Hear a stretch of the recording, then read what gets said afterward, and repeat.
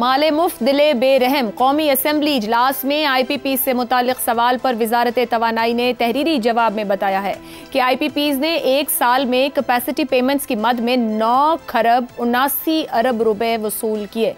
जी हाँ, 9 खरब 79 अरब रुपए उस अवाम की जेब से वसूल किए गए जिसके 11 करोड़ से जायद लोग खते गुर्बत से नीचे जिंदगी गुजार रहे हैं। वजारत तवानाई के मुताबिक पावर सेक्टर का गर्दशी कर्जा 83 अरब के इजाफे के बाद 2393 अरब तक पहुंच गया है। पार्लियामेंट में पेश करदा दादोशुमार के मुताबिक बिजली तकसीम कार कंपनीज के 1,88,000 मुलाजमीन को अरबों रुपए मालियत के 3 करोड़ 42 लाख यूनिट्स फ्री दिए जाते हैं, जिसके पैसे भी आवाम से ही वसूल किए जाते हैं। बंद पावर प्लांट्स भी आवाम की जेब से अरबों रुपए निकलवाते हैं, जबकि बेशतर प्लांट्स 10 या 20% बिजली पैदा करके पूरे 100% के पैसे बटोरते हैं। दूसरी तरफ वर्ल्ड बैंक ने डेवलपमेंट अपडेट रिपोर्ट जारी की है। इस रिपोर्ट के मुताबिक रवां साल गुर्बत की शरह बढ़कर 40.5% तक पहुंच गई है। रिपोर्ट के मुताबिक पाकिस्तान में सालाना 16 लाख नए नौजवान सामने हैं जिनको रोजगार दरकार है। बढ़ती गुर्बत की वजह सुस्त माशी तरक्की, महंगाई और उजरत में कमी है। स्टेट बैंक के मुताबिक मौजूदा हुकूमत के 6 माह में निगरान हुकूमत की जानिब से लिए गए कर्ज के मुकाबले में 561% का इजाफा हुआ है, और वो गैस जो सार्फिन को मुकम्मल दस्तयाब ही नहीं, उसकी कीमत में 50% से ज्यादा इजाफे की दरखास्त कर दी गई है। मईशत के इन खतरनाक इशारियों के बावजूद स्टॉक एक्सचेंज में जबरदस्त तेजी का रुझान जारी है। रोज नए रिकॉर्ड्स बन रहे हैं। 100 इंडेक्स 91,000 क्रॉस कर चुका है। तरसीलात ज़र और ज़र मुबादला के ज़खायर में इजाफा हो रहा है। शरह सूद में कमी आई है। माली खसारे में बतदरीज कमी आ रही है। तिजारती तवाज़ुन और अदायगी बेहतर हो रही है। तो फिर अहम सवाल यह है कि मैक्रो इकनॉमिक अशारियों में बेहतरी का ट्रिकल डाउन इफेक्ट क्यों नहीं हो रहा, असरात अवाम तक क्यों नहीं पहुंच रहे। अहम सवाल यह भी है कि जहां एक साल में सिर्फ पावर सेक्टर में 10 खरब रुपए अवाम की जेब से निकलकर अशराफिया की जेब में चले जाएं, वहां ट्रिकल डाउन इफेक्ट मुमकिन भी है। इसी मामले पर गुफ्तगू रहेगी। सवाल इस तरह से, मैक्रो इकनॉमिक इशारियों में बेहतरी, गुर्बत में इजाफा, 9 खरब 79 अरब रुपए अवाम की जेब से निकल गए, सालाना 16 लाख नौजवान बेरोजगार, 47% गरीब। क्या आम शहरी अपने माशी रुझान में बेहतरी देख पाएगा? जैगम साहब,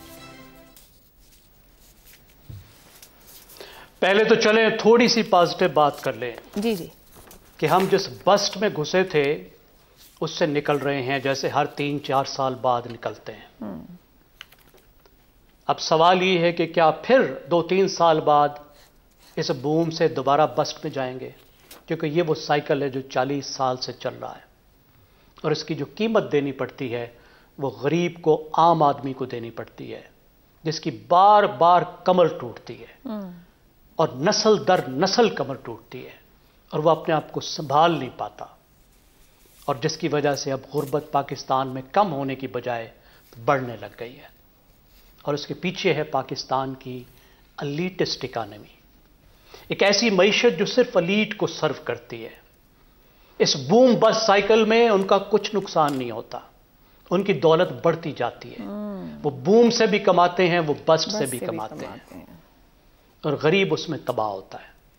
अब पॉजिटिव तो ये है कि चलें, सांस लेने की मोहलत तो मिली। तसव्वुर कीजिए, 1.5 साल पहले पाकिस्तान में हमारी जो इन्फ्लेशन थी, जो महंगाई बढ़ने की रफ्तार थी, वो 40% तक चली गई थी। लोग तो रोटी लेना मुश्किल हो गया था। चलें, IMF की बरकत से सिंगल डिजिट में इन्फ्लेशन तो आई, रुपया तो स्टेबल हो गया। पता नहीं इस वक्त पेट्रोल कहां से कहां होता। सांस की मोहलत तो मिली IMF के प्रोग्राम में जाने से, और बहुत से अच्छे स्टेप भी लिए गए हैं, ये हमें एडमिट करना चाहिए। मईशत को स्टेबलाइज करने के लिए कुछ किया भी क्या है, लेकिन सवाल ये है कि क्या ऐसे इकदामात किए जाएंगे जिससे इस मईशत के खदोखाल बदलें, ये अवाम को सर्व करे, गुर्बत में कमी आए, लोगों को तालीम मिले, लोगों को सेहत मिले, लोग बेहतर हों। और उसके लिए जरूरत क्या है कि पाकिस्तान की पॉलिसी के सेंटर पर अवाम हो, पॉलिसी साजी अवाम के लिए हो, अवाम फोकस हो, मईशत का भी, सियासत का भी, दोनों चीजें इंक्लूसिव हो, शराकत पर मबनी हो। सियासत की शराकत यह है कि सियासी जमातें अपने आप को जमहूरी बनाएं और लोकल गवर्नमेंट्स को मुस्तहकम। दुरुस्त हो गया। और मईशत की शराकत यह है कि ऐसी मईशत हो, उन एरियाज पर फोकस हो जिससे लोगों को रोजगार मिले। अब सबसे अहम चीज गोइंग फॉरवर्ड क्या होगी, वो है ग्रोथ। और हमारी ग्रोथ पे एक लिमिटेशन आ गई है। 3.5% से हमारी ग्रोथ जैसे ही बढ़ती है एक बहरान आ जाता है। उसकी वजह यह है कि हम डॉलर नहीं कमा रहे, ठीक है, और उसकी वजह यही है कि हमारी एलिटिस्ट इकोनॉमी है वो एक्सपोर्ट के लिए बनी नहीं है। ठीक है, जब तक हमारी इकोनॉमी एक्सपोर्ट के लिए नहीं बनेगी, दुनिया के साथ पॉलिसी का फोकस अवाम पर करें, बदलेगी नहीं, तो हम ग्रोथ नहीं आएगी, और ग्रोथ से ही सारे मसले हल होंगे। शहजाद साहब, यूथ बल, सालाना 16 लाख नौजवान बेरोजगार हैं। दुनिया यूथ को अपनी ताकत बना रही है, हम कमजोरी बना रहे हैं। जब मैं बात कर रही हूं कि अवाम को कैसे पता चले उसकी मईशत बेहतर हो रही, वो तभी होगी जब नौजवान कौमी धारे में आएगा, कौमी माशी धारे में। क्या कोई प्लान आपको दिखता है? नहीं, ये जितनी बातें आपने की हैं, मुझे ये बताइए, ये गवर्नमेंट के जो वुज़रा हैं, ये जो हुकूमत है, इनको भी इन चीज़ों का पता है जो हम बात कर रहे हैं, या आज हम पहली मर्तबा इस राज को अफशा कर रहे हैं सबके सामने? मेरा ख्याल है जी बिल्कुल जानते हैं, सब जानते हैं। ये जो मैक्रो इकोनॉमिक इंडिकेटर्स, ये जो माशी इशारिया जिनका आपने जिक्र किया, मैक्रो इकोनॉमिक, जो कि ये सिर्फ एलीट्स के, हुकूमतों के लेवल के, उनको अगर इनमें बेहतरी आती है तो अशराफिया को फ़ायदा पहुंचता है, उनके लिए ये बेहतर होते हैं, ये हुकूमतों के लिए बेहतर होते हैं। एक रियासत डूबने से बच जाती है, तो ये तो वाज़ेह है कि रियासत भी उनके पास ही है जिनके पास हुकूमत है, और हुकूमत भी उनकी की है जिनके पास रियासत है। तो ये रियासत और हुकूमत का जो इम्तजाज है, ये उनके लिए एक अच्छी खबर है। आम आदमी कहाँ पे इफेक्ट आता है? आपने ट्रिकल डाउन का जिक्र किया, मेरी सजेशन होगी कि ट्रिकल डाउन का जिक्र अब ना करें, क्योंकि जिन्होंने शुरू किया था वो भी इसको नाकाम करार दे चुके। उन्होंने भी कहा कि ये काम नहीं चलता। उसके बाद बहुत सारे और निज़ाम आए, और ये देखा गया कि किस तरीके से हमने गुर्बत को, इनइक्विटी को, जो आपस में गैर बराबरी है जो आपस में, उसको कैसे ठीक करना है, कैसे जो हमारे गरीब लोग हैं उनको कैसे मदद करनी है। बहरहाल उसको हम माशी निज़ाम को पीछे छोड़ते हैं, क्योंकि वो हमारा इस वक्त नहीं। क्या 4-5 चीजों का मैं जिक्र करता हूं कि अगर आम आदमी की जिंदगी से महंगाई, हमारे यहाँ जो रोजमर्रा की मईशत है, रोजमर्रा की मईशत में किन चीजों में, अगर बिजली की कीमत में कमी हो जाए, तेल और गैस की कीमत में कमी हो जाए, यानी हम इतने टैक्सेस लगाते हैं, टैक्सेशन जो है इनडायरेक्ट टैक्सेशन, उसके अंदर रिग्रेसिव टैक्सेशन की बजाय प्रोग्रेसिव टैक्सेशन, यानी बड़े अमीर लोगों से टैक्स ज्यादा लो, कर जो आम है उससे कम तर करो, इनडायरेक्ट टैक्सेशन को खत्म करो, ताकि आपका सरमाया या रेवेन्यू कहीं और से आ रहा हो। और ये कीमतें जो कम करनी है, बिजली की, गैस की, इन चीजों की, ये बहुत लाजमी है।